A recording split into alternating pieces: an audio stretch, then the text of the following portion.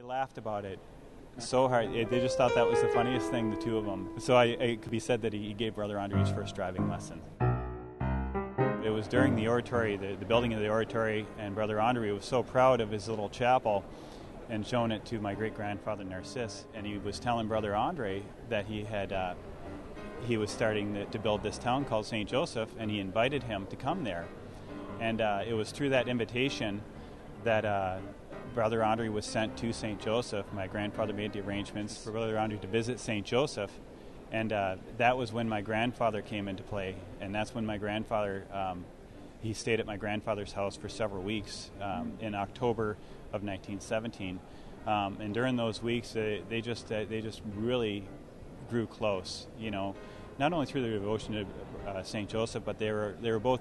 You know, they were just good friends. You know, they joked around together. There was a lot of laughs. They would visit the sick in London, Ontario. They would go to St. Joseph's Hospital in London, Ontario, and visit the sick. And they would have to take a 1904 Stanley steamer. It was an old steam engine car, and they would drive this car to Hensel, where they would board the train and take the train into London, Ontario.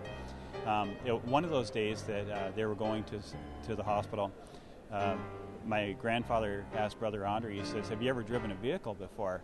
And of course Brother Andre says, "No." So he says, "Well," he goes, "it's time to try." So he pulled the big car over, and it was a very big, luxurious car. And he let Brother Andre get behind the wheel. And poor Brother Andre, he didn't know what he was doing, and of course he ditched the car quite quickly.